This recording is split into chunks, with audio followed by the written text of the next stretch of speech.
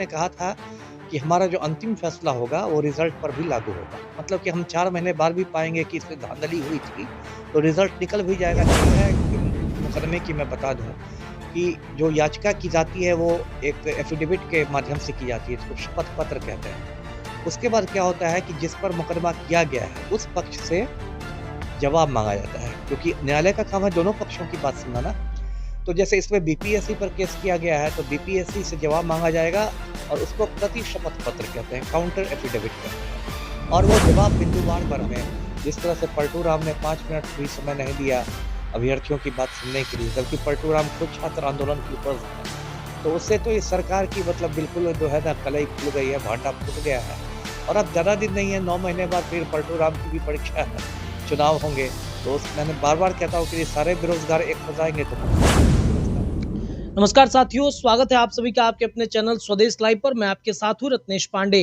BPSC 70वीं री exam पिछले 18 दिसंबर से लगातार छात्र इसको लेकर के आंदोलन कर रहे हैं। आपने देखा कि कितने छात्र इसको लेकर आक्रोशित हुए, बीपीएससी दफ्तर को बार बार घेरा। ये मामला अब कोर्ट में चला गया है। कोर्ट पर तारीख मिल रहा है। छात्रों को आखिरकार न्याय मिलेगा कि नहीं मिलेगा, छात्र कब तक गर्दनी बाग में ऐसे ही बैठे रहेंगे। देखिए 15 तारीख से इसकी सुनवाई हो रही है, लेकिन लगातार अलग अलग बातें बना करके इसे टाल दिया जा रहा है। और 7 तारीख को सुनवाई होनी थी, लेकिन ये पूरे तरीके से टाल दिया गया। आखिरकार कब तक तारीख पर तारीख छात्रों को दिया जाएगा, क्या है, कहाँ पेच फंस रहा है, चलिए इस पर तमाम बातचीत करेंगे। पूर्व आईपीएस हमारे साथ अमिताभ दास सर जुड़ गए हैं। सर, तारीख पर तारीख मिल रहा है, छात्र सड़कों पर हैं, लाठियां खा रहे हैं, क्या ऐसे ही आंदोलन करते रहेंगे छात्र?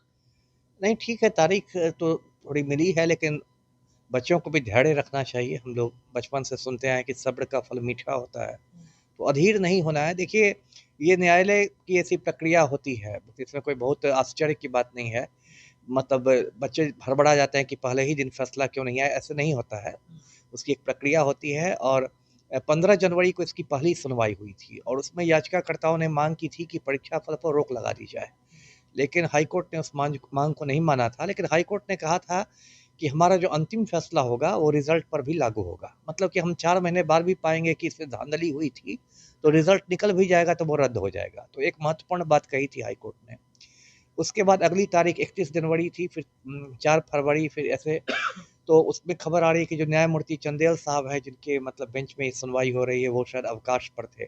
आज की कुछ ऐसी खबर है कि शायद कोई शोक सभा या श्रद्धांजलि सभा, इस तरह की कुछ चीज़ थी।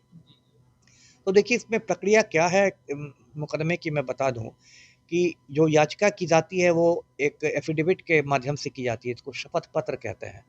उसके बाद क्या होता है कि जिस पर मुकदमा किया गया है, उस पक्ष से जवाब माँगा जाता है, क्योंकि न्यायालय का काम है दोनों पक्षों की बात सुनना ना। तो जैसे इसमें बीपीएससी पर केस किया गया है, तो बीपीएससी से जवाब माँगा जाएगा और उसको प्रति शपथ पत्र कहते हैं, काउंटर एफ़िडेविट कहते हैं। और वो जवाब बिंदुवार देना पड़ता है। मान लीजिए 12 बिंदु उठाए गए हों याचिका में, तो 12हों बिंदु पर बीपीएससी को जवाब देना पड़ेगा। ऐसा नहीं कि वो 4 लाइन का एक गोल-मोल जवाब दे देगा, तो अदालत की फटकार लग जाएगी। और उसके बाद क्या होता है, जैसे बच्चे मुझसे पूछते हैं कि सर आज फैसला आ जाएगा, तो ऐसे नहीं फैसला आता है। पहले क्या होगा कि बीपीएससी का जवाब आएगा। बीपीएससी सही समय पर जवाब देते तो ठीक है, कई बार विभाग जो होता है वो कुछ एक्स्ट्रा टाइम मांग लेता है। और जब जवाब आएगा तो फिर उस जवाब पर बहस होगी, है ना? याचिकाकर्ताओं के वकील और सरकारी वकील के बीच। याचिकाकर्ता के वकील कहेंगे कि जो बीपीएससी का जवाब है वो संतोषजनक नहीं है और इसको रद्द किया जाए, री एग्ज़ाम कराया जाए। जो सरकारी वकील रहेगा, जो बीपीएससी की तरफ से लड़ेगा, वो कहेगा कि नहीं, संतोषजनक जवाब है, याचिका को रद्द कर दिया जाए। तो 2-3 तारीख तो उस पर बहस में निकल जाएँगे और उसके बाद जो न्यायमूर्ति होंगे वो बहस को सुनने के बाद वो अपना एक मतलब मन बनाएँगे, जो उनका विवेक होगा। और उसमें भी कई बार आप जानते हैं ऐसा भी होता है कि फैसला सुरक्षित रख लिया जाता है। मतलब ऐसा नहीं कि जिस दिन सुनवाई पूरी होती है उसी दिन फैसला आ जाता है ना। फैसला सुरक्षित रख लिया जाता है, फिर कुछ दिनों बाद 5 दिन 10 दिन के बाद वो फैसला आता है। तो इसमें धैर्य रखने की ज़रूरत है। और सबसे बड़ी जीत तो मैं इसलिए बीपीएससी अभ्यर्थियों की मानता हूँ कि उन्होंने इस मुद्दे को राष्ट्रीय मुद्दा बना दिया। अब राहुल गांधी जो एक राष्ट्रीय स्तर के नेता हैं, लोकसभा में विपक्ष के नेता हैं, वो यदि गर्दनी बाग पहुंच रहे हैं तो ये खुद में अभ्यर्थियों की बहुत बड़ी जीत है। और पलटू राम का जो फर्जी सुशासन है उसकी पूरी तरह से कलई उतर गई है। जिस तरह से नीतीश कुमार की पुलिस संवेदनहीन रही, 3-3 बार लाठीचार्ज हुआ दिसंबर में, जिस तरह से पलटू राम ने 5 मिनट भी समय नहीं दिया अभ्यर्थियों की बात सुनने के लिए, जबकि पलटू राम खुद छात्र आंदोलन की उपज हैं। तो उससे तो इस सरकार की मतलब बिल्कुल जो है ना कलई खुल गई है, भांडा फूट गया है। और अब ज़्यादा दिन नहीं है, 9 महीने बाद फिर पलटू राम की भी परीक्षा है, चुनाव होंगे।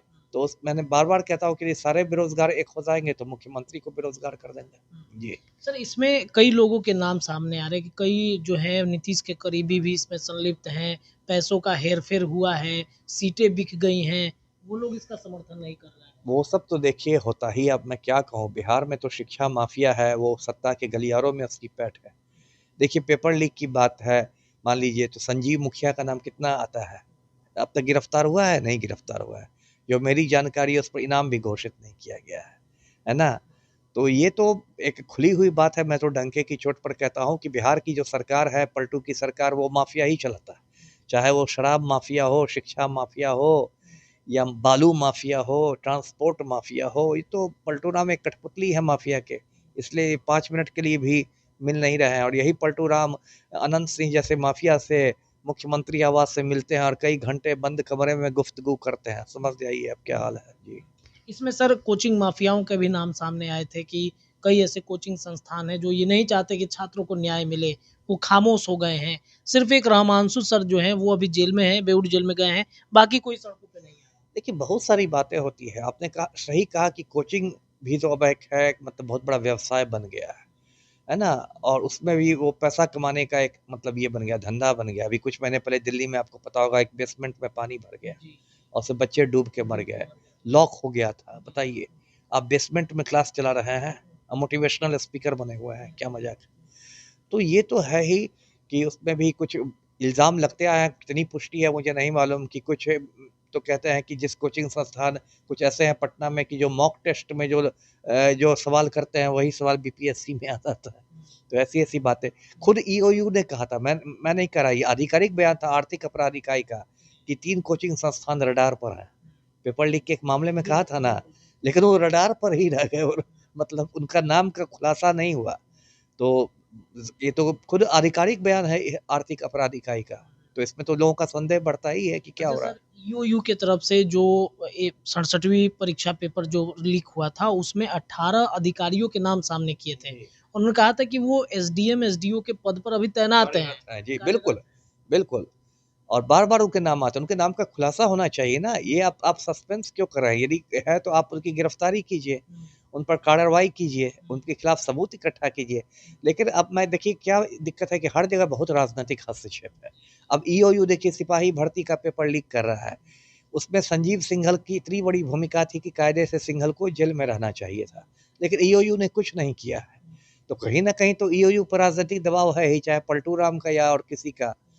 तो इतनी ज़्यादा राजनीतिक दबाव में कोई भी जो इकाई है सरकार की, वो कैसे काम कर सकेगी? जी।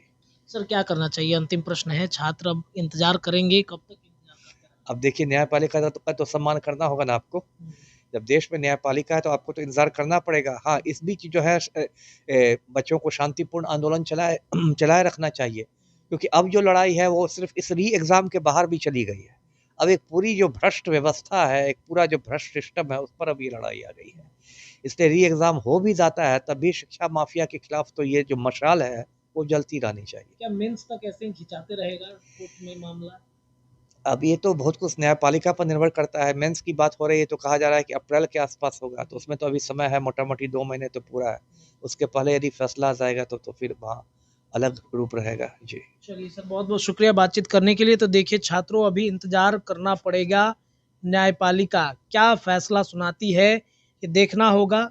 अब ये जो पूरा मामला है, जो 7 तारीख वाली सुनवाई नहीं हुई, वो अब सोमवार को होगी और सोमवार को क्या फ़ैसला आता है, सोमवार का दिन छात्रों के लिए बड़ा निर्णायक दिन होगा।